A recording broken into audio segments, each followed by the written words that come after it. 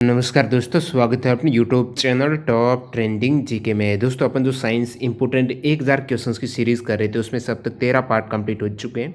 13 part में आपकी chemistry और बायोलॉजी के सारे क्वेश्चंस हो गए थे। ये अभी फिजिक्स के क्वेश्चंस कंटिन्यू कर रहे हैं। पार्ट 13 में फिजिक्स के अपन ने 57 क्वेश्चंस देखे थे। नेक्स्ट यहाँ पर कंटिन्यू करते हुए वैसे टोटल फिजिक्स के यहाँ पर 250 क्वेश्चन हैं। तो फिजिक्स के क्वेश्चंस का ये पार्ट 2 रहेगा। ओवरऑल बाकी पार्ट 14। इससे पहले कि आपने प्रीवियस पार्ट नहीं देखे हैं तो अलग से प्लेलिस्ट बनाई गई है, वहाँ से चेक कर सकते हो। आने वाले ग्रुप डी एग्जाम्स के लिए काफ़ी महत्वपूर्ण सवाल हैं, एग्जाम ओरिएंटेड क्वेश्चन से जो बार बार रिपीट होते हैं। तो ये सभी सवाल अपन कवर कर रहे हैं टेक्स्ट बुक की जो स्मार्ट बुक है। ये बुक एज चंद पब्लिकेशन और टेक्स्ट बुक दोनों के संयुक्त रूप से प्रयास से एक बुक नहीं स्मार्ट बुक के रूप में तैयार किया गया है। स्मार्ट बुक क्या क्यों है, यदि आपने प्रीवियस पार्ट देखा तो आपको भली भांति पता चल गया है। इसमें टीटीए दे रखा है, प्रत्येक सवाल का आंसर आपको कितने सेकंड के भीतर या मिनट में करना चाहिए। स्मार्ट आंसर की हैं जो टेक्स्ट बुक में लाखों कैंडिडेट मॉक टेस्ट लगाते हैं, उनके डाटा के आधार पर आंसर की जारी की गई है। जो भी कैंडिडेट आप आंसर दे रहे हो उनका अदर कैंडिडेट ने क्या आंसर दिया है वो यहाँ पर आप एक तरीके से देख सकते हो। एक्स्ट्रा फैक्ट साइज सॉल्यूशंस प्रत्येक सवाल का मिलेगा। चैप्टर वाइज आप फ्री वीडियो भी देख सकते हो यहाँ पर स्कैन क्यूआर कोड के माध्यम से। तो ये सवाल कंटिन्यू करते हैं सवाल नंबर 58 से। इससे पहले 57 फिजिक्स के सवाल हो चुके हैं। बच्चे हुए 2 से 3 पार्ट में फिजिक्स के सारे सवाल हो जाएंगे और साइंस के 1000 क्वेश्चन इस प्रकार कंप्लीट होने वाले हैं। जो भी कैंडिडेट चैनल से सब्सक्राइब नहीं किए हैं सब्सक्राइब करके जरूर जुड़ जाना। सवाल कंटिन्यू करें उससे पहले मैं आपको बता दूं, आप स्पेशल ग्रुप डी जैसे एग्जाम की तैयारी कर रहे हो और मॉक टेस्ट नहीं लगा रहे तो टाइम मैनेजमेंट के कारण आपके एग्जाम में सवाल मिस हो सकते हैं। तो डेली मॉक टेस्ट लगा के अपना कॉन्फिडेंस बढ़ाइएगा। स्मार्ट वर्क के तौर पर आपको मॉक टेस्ट लगाने से होगा क्या, एक तो आपका कॉन्फिडेंस बढ़ेगा, एग्जाम से पहले ही पता चल जाएगा आपका कौन सा सेक्शन वीक है, कौन सा सब्जेक्ट वीक है, समय रहते उसको बूस्ट कर सकते हो। तो टेक्स्ट बुक पर अभी ऑफर चल रहा है जिसमें ईयरली टेक्स्ट बुक पास आप टीटीजी के कूपन कोड यूज़ करके 125 रुपये का डिस्काउंट ले सकते हो। फ्लैश सेल है 25 आवर्स के लिए डील है जिसमें 400 यानी 500 प्लस एग्जाम्स के मॉक टेस्ट आपको एक ही पास में मिल जाते हैं। रेलवे नहीं, एसएससी, बैंकिंग, डिफेंस जितने भी एग्जाम ओरिएंटेड यहाँ पर सवाल रहते हैं, एग्जाम पैटर्न और डैशबोर्ड पर आधारित इंटरफेस है वो आप प्रैक्टिस कर सकते हो। ज़्यादा जानकारी के लिए लिंक डिस्क्रिप्शन बॉक्स में है और इस कूपन कोड से आप टेक्स्ट बुक ऐप और वेबसाइट पर ये मॉक टेस्ट सीरीज ज्वाइन कर सकते हो। देखिए आपके सामने 58 से पहले एक सवाल था 57, जो कांच का टूटा हुआ हिस्सा है वो चमकीला क्यों दिखाई देता है। उसका कारण है कुल आंतरिक परावर्तन। जो पूर्ण आंतरिक परावर्तन है इसके कारण ही कांच का टूटा हुआ हिस्सा है वो आपको चमकीला दिखाई देता है। अगला सवाल है भूकंप की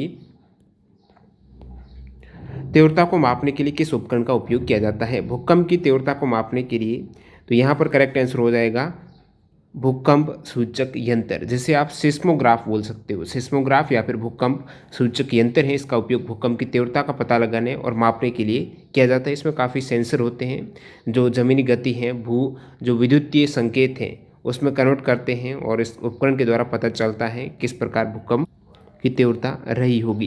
तो सवाल नंबर 58 का जो स्मार्ट आंसर की के अकॉर्डिंग आप देखेंगे डी आंसर किया है 95% कैंडिडेट ने करेक्ट किया है। 1% ने उस सवाल को छोड़ ही दिया है, स्किप कर दिया है। तो यहाँ से पता कर सकते हो आप छोड़ने वाले हो, गलत करने वाले में हो या फिर मैक्सिमम कैंडिडेट में आते हो। और ऐसे बहुत से सवाल हैं जो काफ़ी टफ रहते हैं जिसमें छोड़ने वाले कैंडिडेट ज़्यादा होता है। यदि आपने वो करेक्ट किया है इसका मतलब आपकी स्थिति काफ़ी बेहतर है। और बात करूं पॉलीग्राफ की, काफ़ी बार एग्जाम में सवाल आता है सच झूठ का पता लगाने वाली असत्य सत्य का जो पता लगाने वाली मशीन है वो पॉलीग्राफ ही है, जिसे आप लाई डिटेक्टर बोलते हो।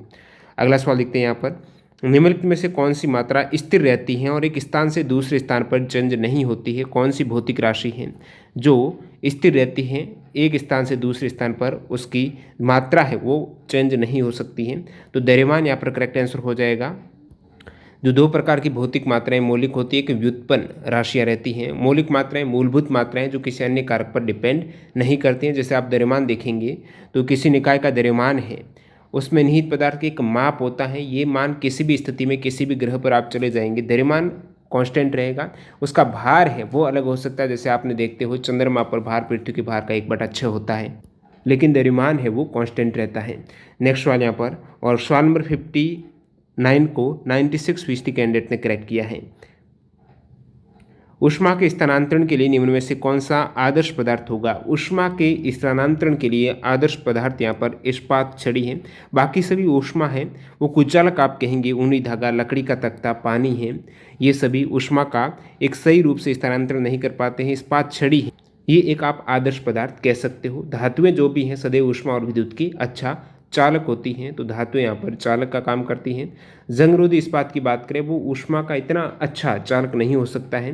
और बाकी ये ऊनी धागा है, लकड़ी है, ये पदार्थ अवरोधक के रूप में कार्य करते हैं। और सवाल नंबर 60 आंसर है 92% कैंडिडेट। पृथ्वी का प्लायन वेग, इससे पहले भी पार्ट में बता चुका हूँ। प्लायन वेग क्या होता है? तो प्लायन वेग वह न्यूनतम वेग होता है जिसके द्वारा कोई भी वस्तु पृथ्वी के जो गुरुत्वाकर्षण क्षेत्र है उसको पार करके, पृथ्वी के गुरुत्वाकर्षण क्षेत्र को पार करके चली जाए। तो कम से कम एक न्यूनतम वेग तो चाहिए कि पृथ्वी के गुरुत्वाकर्षण क्षेत्र से बाहर चली जाए वस्तु को। तो वो न्यूनतम वेग है, प्लायन वेग है, एस्केप वेलोसिटी है, जो पृथ्वी के केस में आपको कोई भी ऑब्जेक्ट को पृथ्वी से बाहर फेंकना है गुरुत्वाकर्षण क्षेत्र से 11.2 किलोमीटर एक सेकंड में, वो उस स्पीड से आपको फेंकना होगा। बात करूँ यहाँ पर जो 2.38 यहाँ पर 2.40 किलोमीटर पर सेकंड रेंज रहती है गुरुत्वाकर्षण, जो एस्केप वेलोसिटी है, प्लायन वेग रहता है, वो किसका है? वो चंद्रमा के लिए है। नेक्स्ट सवाल, तो सवाल नंबर 61 97% कैंडिडेट ने क्या किया है? करेक्ट किया है, 2 ने छोड़ा है, बाकी ने एक ने गलत किया होगा। बल समीकरण में F किसके बराबर होता है? F बराबर m में होता है, द्रव्यमान गुणा त्वरण हो जाएगा बल के केस में, तो F बराबर m में करेक्ट है। ये गति का प्रथम समीकरण है, V बराबर U प्लस AT है, और ये आपकी पोटेंशियल एनर्जी है, ठीक है, जो स्थिति ऊर्जा है, संहति गुणा वेग संवेग का फॉर्मूला हो जाएगा। निम्नलिखित में से कौन एक चुंबकीय पदार्थ नहीं है? चुंबकीय पदार्थ आप देखेंगे इनमें से इजीली आप अलग कर सकते हो। तो एक होता है चुंबकीय पदार्थ, जिसे आप लोह चुंबकीय पदार्थ बोल सकते हो, अनुचुंबकीय पदार्थ होता है, एक होता है प्रतिचुंबकीय पदार्थ। तो ये एक तरीके से प्रतिचुंबकीय है। कौन सा चुंबकीय नहीं है? निकल, कोबाल्ट, लकड़ी, आयरन। लकड़ी करेक्ट हो जाएगा, 63 का डी करेक्ट है। वेरी इजी सवाल। अब देखिए, जो अनुचुंबकीय पदार्थ होते हैं ना, एक तरीके से चुंबकीय क्षेत्र की दिशा में दुर्बल चुंबकन का निर्माण करते हैं, प्रबल करते हैं वो लोह चुंबकीय करते हैं, ठीक है। और जो अनुचुंबकीय पदार्थ होता है, इसमें जो एक्स रहता है ना, वो ग्रेटर देन 0 हो जाएगा, यानी जो मैग्नेटिक सस्टिबिलिटी है, जो आप कहेंगे चुंबकीय ग्राहकत्व कह सकते हो, वो x बराबर ग्रेटर देन 0 होता है अनुचुंबकीय में। और जो प्रतिचुंबकीय होता है वो क्या x बराबर है 0 से ही कम होता है, इवन -1 से बड़ा या 0 से बराबर या कम हो सकता है। और लोह चुंबकीय में x की वैल्यू ग्रेटर देन 1000 होती है, जिसमें लोहा, कोबाल्ट, निकल, इस प्रकार के एल्निको जैसी मिश्र धातुएं आ जाती हैं। और अनुचुंबकीय में थोड़ा कम होते हैं, चुंबक के प्रति आकर्षित हैं, जो मैग्नीज, एल्यूमिनियम, क्रोमियम वगैरह आते हैं। और नेक्स्ट वाले यहाँ पर मानव के लिए जो ऑडिबल ध्वनि तरंगें रहती हैं, उनकी आवर्ती की सीमा आपको पूछें कितनी उनकी फ्रीक्वेंसी रहेगी। जो ऑडिबल आप सुन सकते हो 20 से 20,000 हर्ट्ज के मध्य वो होनी चाहिए। किलो यानी 20,000 हो जाएगा, 20 किलो का मतलब। ज़रा दूरदृष्टि को किसके द्वारा ठीक किया जा सकता है? ज़रा दूरदृष्टि का पूछा है, उसको ठीक करने के लिए आपको लेंस की आवश्यकता रहेगी, वो द्विफोक्सी लेंस की रहेगी। ऑप्शन ए करेक्ट हो जाएगा। अब ज़रा दूरदृष्टि का मतलब है जिसमें व्यक्ति के पास की जो एक उम्र के साथ ये आता है इस प्रकार की दोष, जो नज़दीक की वस्तुओं को वो स्पष्ट रूप से नहीं देख पाते हैं, उम्र के साथ इस प्रकार की स्थिति बनती है। ये समय के साथ नेत्र के लेंस के जो शक्ति या फिर आप कम लोचदार होने के रिजल्ट के स्वरूप आपको इस प्रकार की स्थिति मिलती है। इस प्रकार इसकी फोकस करने की क्षमता प्रभावित होती है। और द्विफोक्सी ऐसे आप लेंस या चश्मे होते हैं जिनकी 2 अलग अलग ऑप्टिकल क्षमताएं होती हैं, जहाँ एक खंड पास की वस्तुओं पर ध्यान केंद्रित करता है, वहीं दूसरा है वो दूर की वस्तु पर ध्यान केंद्रित करने के लिए सक्षम बनता है। तो द्विफोक्सी 65 का जो ए करेक्ट किया है वो 89% कैंडिडेट ने। एक गोले का द्रव्यमान आपको 500 किलोग्राम दे रखा है और 0.25 मीटर पर सेकेंड की गति से प्रक्षेपित किया जाता है गोले का संवेग। संवेग बराबर द्रव्यमान गुणा वेग। याद रखिएगा, जो भी यहाँ पर यूनिट दे रखी है वो एक आपके सिस्टम में हो, पद्धति में हो। जैसे ये SI है, सभी किलोग्राम भी SI यूनिट है और मीटर पर सेकंड भी SI है, तो आप इजीली इसको मल्टीप्लाई कीजिएगा। 0.25 है, तो यहाँ पर 25 गुना एक तरीके से आप 5 करेंगे, डबल 0 है, ये दशमलव चला जाएगा क्योंकि दशमलव के बाद 2 संख्या है, तो डबल 0 मल्टीप्लाई हो गई 25 हो जाएगा। 25 गुना 5 125 किलोग्राम मीटर पर सेकेंड यूनिट जरूर ध्यान रखिएगा। 66 का भी 100% कैंडिडेट ने करेक्ट किया है। इसी सवाल, एक छोटा विद्युत प्रवाह मापने का यंत्र है। छोटा विद्युत प्रवाह मापने के लिए आप काम में लेंगे गैल्वेनोमीटर कह सकते हो। गैल्वेनोमीटर या फिर बिजली की शक्ति नापने का यंत्र। यहाँ पर गैल्वेनोमीटर एक उपकरण है जिसका उपयोग सर्किट में प्रवाहित होने वाली छोटी विद्युत धारा को मापने, या फिर धारा प्रवाहित हो भी रही है या फिर नहीं भी हो रही है, वो गैल्वेनोमीटर से आप पता कर सकते हो। तो उसकी दिशा है या फिर बिजली की शक्ति नापने के यंत्र है। ऑप्शन सी करेक्ट है। एक तोप फायरिंग के बाद किसके कारण पीछे आता है? तोप में आपने फायर किया, उसके बाद आपको पीछे की तरफ, यदि आप बंदूक से भी फायरिंग करते हो उस केस में भी गोली फायर होने के बाद पीछे की ओर आपके कंधे की ओर झटका देती है, जो पीछे आने का कारण है कि क्रिया के विपरीत प्रतिक्रिया हुई है। न्यूटन की गति का तीसरा नियम क्या कहता है? जितनी क्रिया होगी उसके विपरीत उतनी ही परिणाम में प्रतिक्रिया होने वाली है। तो न्यूटन की गति के तीसरे नियम के कारण तोप फायरिंग के बाद पीछे आता है और क्रिया प्रतिक्रिया का ये नियम हो जाएगा। नेक्स्ट सवाल, हवा की आर्द्रता को मापा जाता है। भाई हवा की आर्द्रता को बहुत बार सवाल हाइग्रोमीटर से पूछा जाता है। हाइड्रो और हाइग्रो में कंफ्यूज मत होइएगा। हाइग्रोमीटर एक मौसम उपकरण है जिसका उपयोग वातावरण में आर्द्रता की मात्रा को पता करने के लिए किया जाता है। और अन्य जैसे आप हाइड्रोमीटर कहेंगे, हाइड्रोजल का जो आपेक्षिक घनत्व है, दरों का लिक्विड का सापेक्ष घनत्व मापने के लिए, आमतौर पर तरल के विशिष्ट गुरुत्वाकर्षण को मापने के लिए ये हाइड्रोमीटर का उपयोग किया जाता है। और थर्मामीटर है, ये आपको पता ही है, तापमान को मापने में मदद करता है। चिकित्सा उपकरण है, हृदय, मस्तिष्क और अन्य अंग हैं, उनका तापमान आप मेजर कर सकते हो थर्मामीटर से। तो ये इजी सवाल एक हो जाएगा 69 का। 94% कैंडिडेट ने करेक्ट किया है। इमारत को आकाशीय बिजली के नुकसान से बचाने के लिए इस्तेमाल किया जाने वाला उपकरण कौन सा है? आकाशीय बिजली इमारत पर न पड़े तो वहाँ पर तड़ित झंझा, तड़ित चालक का उपयोग किया जाता है, जो कि पृथ्वी में वो चली जाती है बिजली। एक प्रगामी तरंग में दो बिंदुओं के बीच कलांतर क्या होता है? अब देखिए, काफ़ी प्रकार की तरंग आप कह सकते हो, जैसे कि ऊर्जा के गमन के आधार पर जो प्रोग्रेसिव और एक प्रगामी और अप्रगामी तरंगे हैं, वो ऊर्जा की गमन के आधार पर है। बाकी आपको माध्यम के आधार पर पता होगा, दो प्रकार के यांत्रिक और विद्युत चुंबकीय तरंगे रहती हैं। और माध्यम कणों में कंपन होता है, उस केस में आपको अनुप्रस्थ और अनुदैर्ध्य तरंग नाम सुना होगा, वो माध्यम कणों के कंपन के आधार पर विभाजन है। माध्यम के आधार पर यांत्रिक और विद्युत चुंबकीय तरंग है। और बाकी ऊर्जा के माध्यम में ऊर्जा गमन होता है, तो ऊर्जा के गमन के आधार पर जो तरंगे रहेगी वो प्रोग्रेसिव वाला, और ये जो अप्रगामी तरंगे हैं, तो इनके दो बिंदुओं के बीच कलांतर यानी 180 डिग्री वाला एंगल आपको पूछा है। तो ये जो 90 रहता है, ये 180 रहता है, तो यही आपको एंगल पूछा है। एक प्रगामी तरंग में दो बिंदुओं के बीच कलांतर क्या है? तो 180 डिग्री करेक्ट हो जाएगा। अब प्रगामी तरंगे क्या होती हैं? जो एक आपको लगता है कि ये चल रही है, प्रगामी तरंगे हैं, इस स्थिति में आपको लगेगा जो सर्प चलता है ना, सांप, उस प्रकार वो चल रही है। लेकिन अप्रगामी तरंगे हैं, वो एक स्थिति पर बनी रहती हैं, चलती नहीं है। एक स्थिति पर ऊपर नीचे, ऊपर ऐसे, ऊपर फिर नीचे रिफ्लेक्ट होगी, ऊपर रिफ्लेक्ट होगी, नीचे रिफ्लेक्ट, इस प्रकार, यानी एक स्थिति में ये मिक्स टाइप से। हाइड्रोलिक मशीनें किस सिद्धांत पर कार्य करती हैं? इससे पहले भी मैंने पार्ट में बताया है, पास्कल का नियम है। इसी पर सिद्धांत पर हाइड्रोलिक जो मशीनें रहती हैं, यानी शुरुआत में कम पावर लगाया जाता है, उसके बाद वो काम करती हैं ज़्यादा अपनी कैपेसिटी में। जैसे आपने देखा होगा जेसीबी वगैरह में, उसमें सभी ये हाइड्रोलिक वाला ही काम लिया जाता है। पास्कल का नियम, इसमें होता क्या, जैसे मैं पिस्टन की बात करूं, ये जो पिस्टन एक लिक्विड भरा रहता है, और ये लिक्विड एक ज़्यादा क्षेत्रफल वाले को, तो इस पर आप यदि फोर्स लगाएंगे तो यहाँ पर जो दाब लगाया जाता है, और फिर ये क्या कहता है, पास्कल के नियम की थोड़ी बात कर लेते हैं। तो पास्कल के नियम के अकॉर्डिंग एक बंद दरों पर लागू कोई भी बल है, वो बर्तन के आकार की परवाह नहीं करता है कि बर्तन का आकार क्या है। दरों पर लागू कोई भी बल है, ये पूरे दरों में सभी दिशाओं में समान रूप से संचालित किया जाता है। इस पर आप कोई बल लगाएंगे तो पूरे दरों में समान रूप से संचालित होगा, और इस साइड आपका ये बल लगेगा वो काफ़ी ज़्यादा रहेगा। एरिया है, कम एरिया पर आपने फोर्स लगाया तो कम बल की आवश्यकता है, वही बल यहाँ पर ज़्यादा एरिया में काम करेगा तो ज़्यादा बल रहेगा, क्योंकि यहाँ पर ये आगे पूरा संचरित हो रहा है। तो यही इस पर आपने पिस्टन से हॉर्स सप्लाई की बड़ी ऑब्जेक्ट को यहाँ से उठा सकता है। तो ये पास्कल के नियम हैं जिसके हाइड्रोलिक मशीनें इस सिद्धांत पर कार्य करती हैं। 72 का सी करेक्ट है, जो कि 72 का सी 67% कैंडिडेट ने किया है, और 12% ने इसको छोड़ा है। आपकी क्या स्थिति है यहाँ से आप पता कर सकते हो, बाकी ने गलत किया होगा। दरों की श्यानता क्या होती है? विस्कोसिटी से सवाल पूछा गया है, दरों की श्यानता क्या होती है।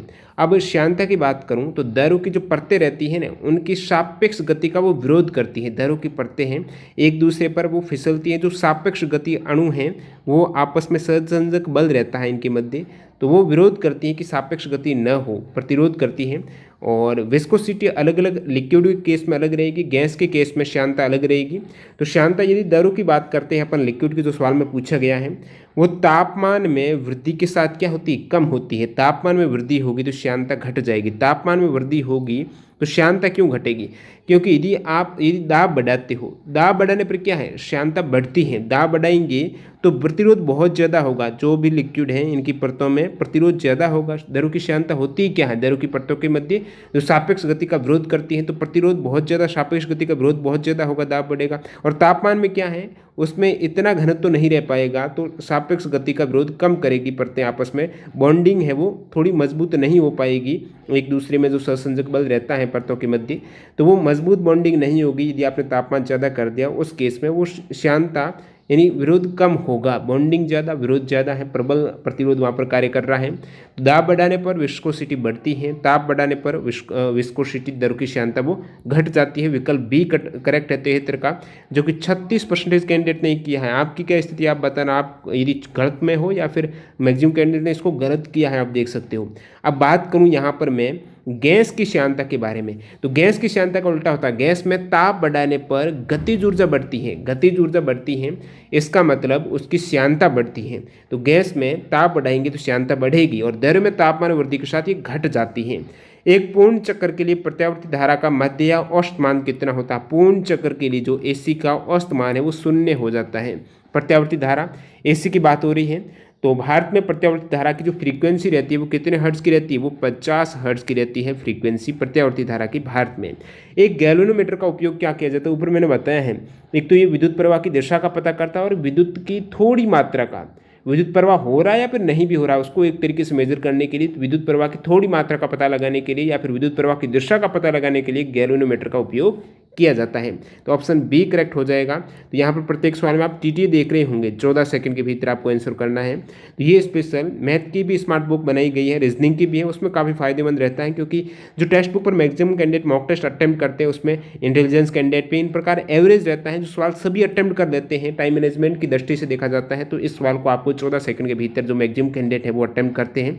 तो 75 का भी करेक्ट है। नेक्स्ट सवाल, लैक्टोमीटर का उपयोग किसको मेजर करने के लिए किया जाता है? लैक्टोमीटर है दूध का विशिष्ट गुरुत्व है, यानी दूध की शुद्धता का पता कराने के लिए लैक्टोमीटर का उपयोग किया जाता है। एनीमोमीटर, एनीमोमीटर होता है वायु की गति, हवा की गति मापने के लिए एनीमोमीटर। दबाव मापने के लिए बैरोमीटर रहता है, ठीक है दोस्तों। पेडोमीटर है, कदम पेडोमीटर। ओमीटर का उपयोग किसको मापने के लिए किया जाता है? ओमीटर का ऐसा उपकरण है जिसका उपयोग विद्युत प्रतिरोध को मापने के लिए किया जाता है, यानी एक सर्किट के माध्यम में बहने वाले विद्युत प्रवाह का जो विरोध रहता है, प्रतिरोध रहता है, उसको मापने के लिए ओमीटर है ये उपकरण काम में आता है।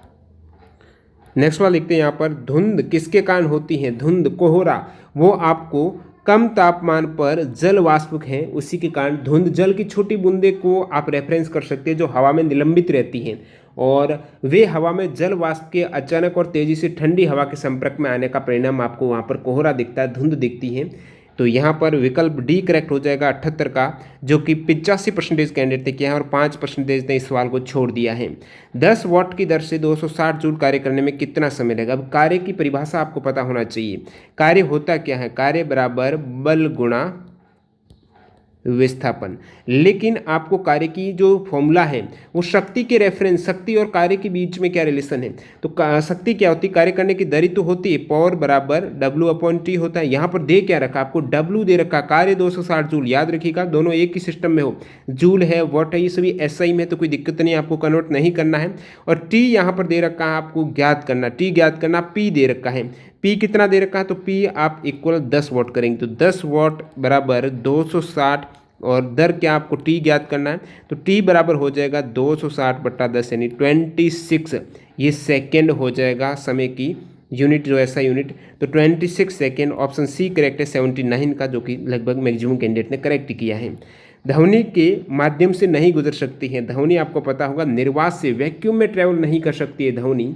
अब ध्वनि की वेग की बात करूं तो वायु में ध्वनि की गति है ना, वायु में ध्वनि की गति 343 मीटर पर सेकेंड होती है।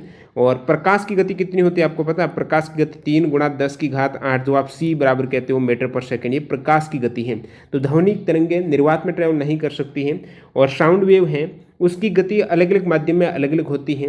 जैसे कि बहुत बार एग्जाम में पूछा जाता है ठोस, तरल, गैस, ध्वनि की गति किसमें सबसे ज़्यादा होती है, तो ठोस में साउंड की गति बहुत तेज़ी से ट्रेवल करता है, तो सबसे सॉलिड में होती है, उसके बाद लिक्विड में और सबसे कम गैस में।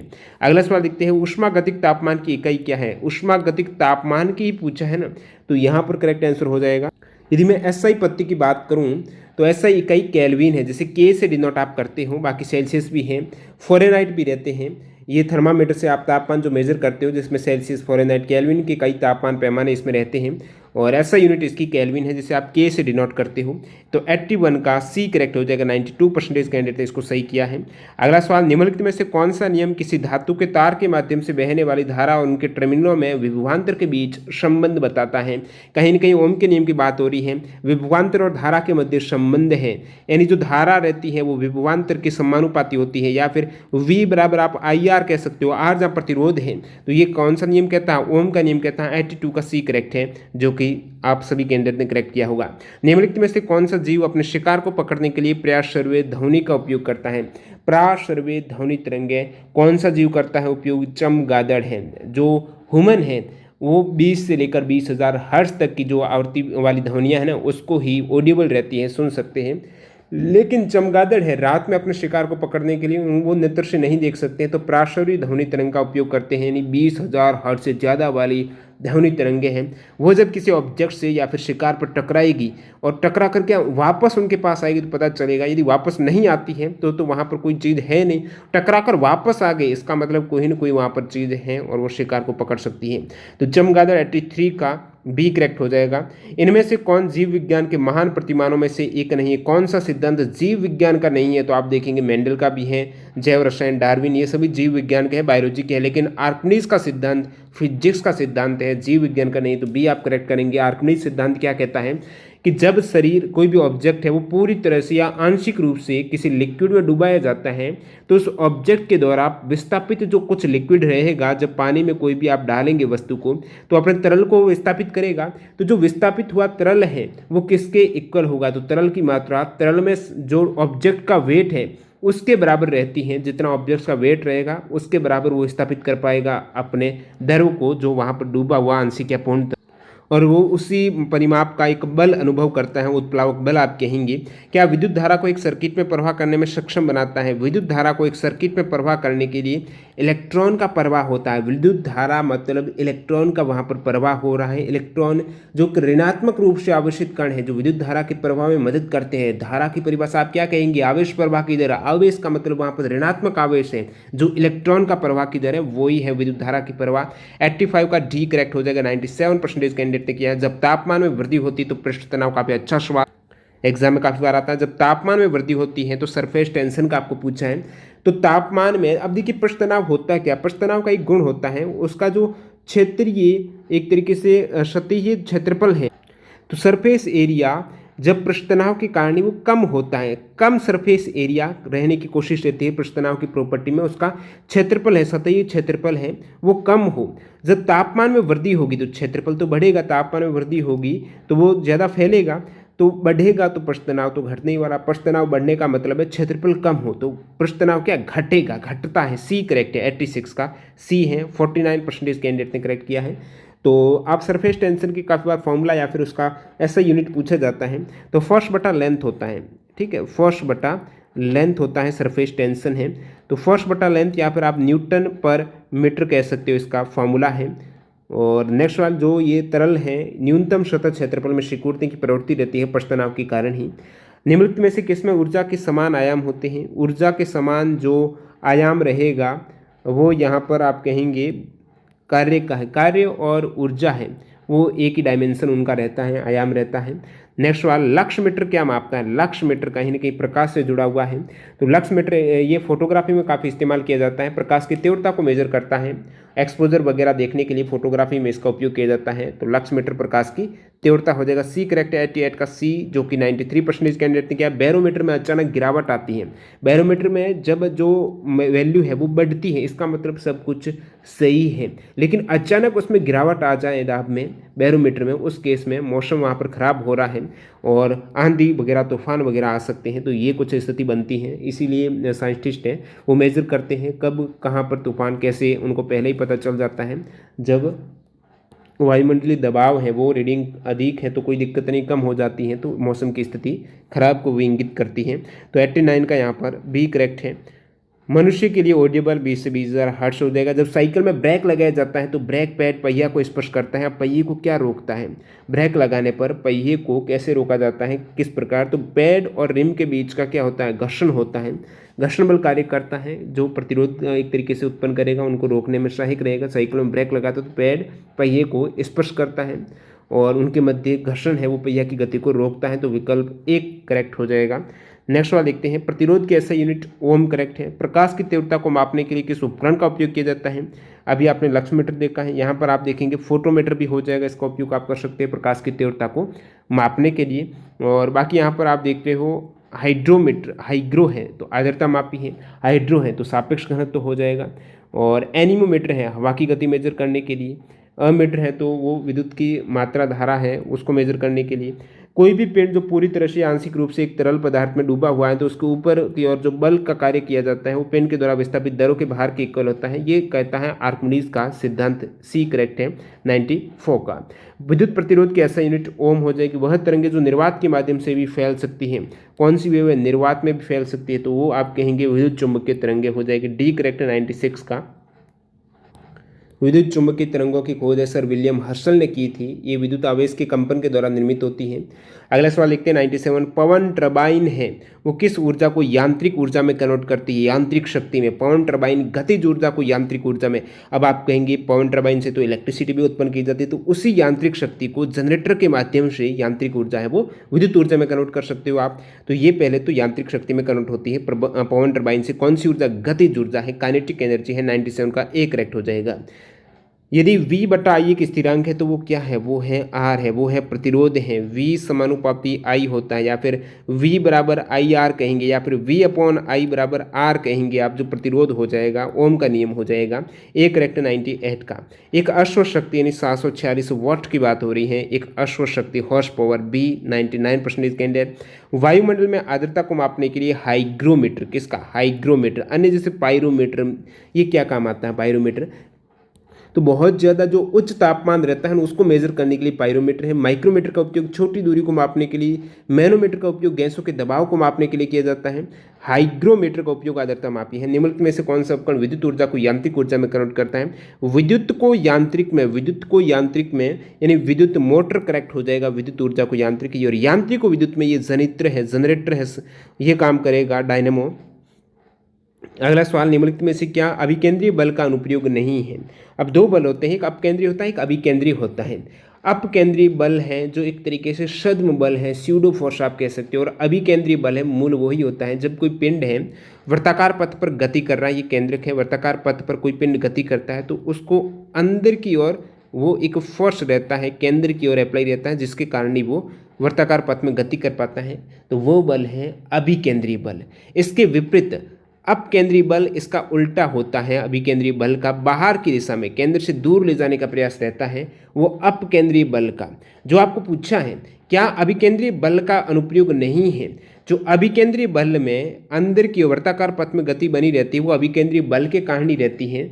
तो अभिकेंद्रीय बल है उसके विपरीत तो अपकेंद्रीय बल रहता है, जैसे आप स्यूडो फोर्स बोलते हो। तो स्यूडो फोर्स के उदाहरण में आप देखेंगे दूध से मलाई निकालने के यंत्र है, वो अभिकेंद्रीय नहीं अपकेंद्रीय बल। दूध से मलाई निकलती है अपकेंद्रीय, या फिर वॉशिंग मशीन में जो कपड़ा धोया जाता है वो भी अपकेंद्रीय बल सिद्धांत पर कार्य करता है। बाकी सूर्य के चारों ओर ग्रहों की गति, नाभिक के चारों ओर इलेक्ट्रॉन की गति, घुमावदार मार्ग पर चलने वाले साइकिल चालक जो मार्ग के केंद्र बिंदु की ओर झुका रहता है तो सेंटर की ओर फोर्स है, वो सभी अभिकेंद्रीय है, बाहर की ओर है अपकेंद्रीय। वह प्रक्रिया जिसके द्वारा हवा में जल वाष्प को दरों या फिर पानी में बदल दिया जाता है, जल वाष्प है उसको लिक्विड में कन्वर्ट कर रहे हो, संघनन कर रहे हो, वाष्पीकरण का उल्टा कर रहे हो आप। ऑप्शन डी कर रहे हो आप करेक्ट 103 का। सिलिकॉन किस प्रकार का सामग्री है? सिलिकॉन एक सेमीकंडक्टर है, अर्धचालक है। मैं बताऊं सिलिकॉन और जर्मेनियम है ना, ये इंट्रिंसिक सेमीकंडक्टर है, जिसे आप शुद्ध बोलेंगे, जिसे आप निज अर्धचालक बोलते हो। इंट्रिंसिक निज शुद्ध अर्धचालक है सिलिकॉन और जर्मेनियम। अर्धचालक भी दो प्रकार के होते हैं, एक्सट्रिंसिक और इंट्रिंसिक। जो एक बाह्य अर्धचालक होता है जो अशुद्ध रहता है, जिसमें एन टाइप के, पी टाइप के आपने अर्धचालक पढ़ा होगा। अर्धचालक है, इसमें भी सिलिकॉन और जर्मेनियम शुद्ध है, बाकी कुछ टिन है, सेलेनियम है, ये भी रहते हैं। अर्धचालक का मतलब है 10⁻⁻5 से 10⁻+8 ओम मीटर की उसकी एक आपेक्षिक प्रतिरोध रहता है। नेक्स्ट सवाल, घनत्व की गणना कैसे की जाती है? घनत्व बराबर द्रव्यमान बट्टा आयतन आप कहते होंगे, तो घनत्व बराबर द्रव्यमान बट्टा आयतन कौन सा करेक्ट? 105 का बी करेक्ट है। अल्ट्रासोनिक ध्वनियाँ हैं, यानी 20,000 हर्ट्ज से ज़्यादा की ध्वनियाँ जो चमगादड़ वगैरह हैं वो काम में लेती हैं शिकार वगैरह करने के लिए, तो 20 किलो हर्ट्ज या फिर 20,000 हर्ट्ज से ज़्यादा की ध्वनियाँ हैं वो आपके अल्ट्रासोनिक है। और इंफ्रासोनिक है, वो 20 हर्ट्ज से कम की ध्वनियाँ हैं जो भूकंप वगैरह में देखने को मिलती हैं। और चमगादड़ वगैरह हैं ये अल्ट्रासोनिक बिल्ली हैं, इस प्रकार की ध्वनि सुन सकती हैं। नेक्स्ट वाले यहाँ पर, निम्नलिखित में से कौन अदिश राशि का उदाहरण नहीं है? मतलब कौन सी सदिश राशि है, ये पूछ रहा सवाल। तो आप देखेंगे सदिश राशि में वेग आता है, वो सदिश है, न कि अदिश है। अब वेग हो गया, बल, त्वरण, आवेग, ये सभी सदिश राशियाँ हैं। अदिश में आप द्रव्यमान है, आयतन है, तापमान, समय, ऊर्जा, शक्ति, गति, ये अदिश में आ जाएंगे।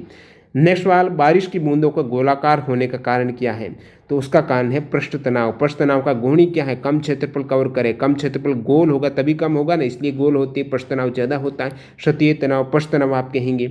ओम का नियम V बराबर IR आप कहेंगे। ऑप्शन ए करेक्ट हो जाएगा 109 का। और 110, चुंबकीय क्षेत्र के माप की इकाई। चुंबकीय क्षेत्र के माप की इकाई पूछा है, तो चुंबकीय क्षेत्र यानी B होता है। B को आप कैसे माप सकते हो? तो टेस्ला इसकी यूनिट होती है। चुंबकीय क्षेत्र की एक SI इकाई है, वो टेस्ला हो जाएगी। टेस्ला को आप वेबर से भी कुछ इस प्रकार, वैसे वेबर होता है चुंबकीय फ्लक्स रहता है ना, मैग्नेटिक फ्लक्स, उसको मापने की इकाई वेबर है।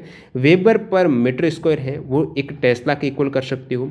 इसकी भी वेबर पर मीटर स्क्वायर यूनिट हो सकती है। और वेबर है वो मैग्नेटिक फ्लक्स की यूनिट हो जाएगी। और एक टेस्ला रहता है ना, वो 104 गोश के बराबर होता है। गोश इसकी छोटी इकाई आप कह सकते हो।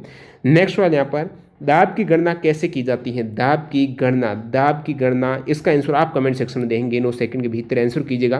बाकी मिलते हैं आपको लेवल सेकंड के सवालों के साथ। अभी आपने 111 तक सवाल लिखे हैं ना, वो काफ़ी इजी सवाल है। आप देख रहे हो भाई, ये तो क्या ही सवाल पूछ रहा है, मैं डायरेक्टली दिमाग यानी 1 सेकंड में आपके आंसर हो रहे हैं। अभी लेवल 2 के लास्ट में लेवल 3 के थोड़े हार्ड टफ लेवल के सवाल रहेंगे, तो ग्रुप डी की दृष्टि से काफ़ी अच्छे लेवल वाइज सवाल आप यहाँ पर 10th लेवल के अकॉर्डिंग तैयारी अच्छी हो जाएगी। तो 1000 क्वेश्चन की ये सीरीज़ है लगभग। अभी 100 के आसपास क्वेश्चंस और रह गई हैं, तो 2 से 3 पार्ट में कंप्लीट हो जाएगी। फिर 1000 क्वेश्चंस है, वो आप देख सकते हो। एक तरीके से जो पूरी बनाई गई है प्लेलिस्ट है। बाकी इसका एक अलग से पूरा वीडियो मैं कोशिश करूँगा 1000 का संयुक्त रूप से वीडियो बना दे, यानी उनको ही मर्ज कर दूंगा। तो इसकी PDF फाइल है, वो आपको टेलीग्राम चैनल ज्वाइन करेंगे तो बहुत सी PDF फाइल मिल जाएगी। अभी कुछ साइंस वगैरह की और पड़ी हुई PDF फाइल है, मैं जल्दी डाल दूंगा। मिलते हैं नए वीडियो के साथ। वंदे मातरम। और इसकी जो आप फिजिकल बुक्स ले सकते हो बता दूं, टेक्स्ट बुक और HN पब्लिकेशन की तरफ से 4000 स्मार्ट क्वेश्चन बैंक है, प्रत्येक सब्जेक्ट की अलग अलग रहती हैं, तो ये आप अमेजन वगैरह से ऑर्डर कर सकते हो। धन्यवाद।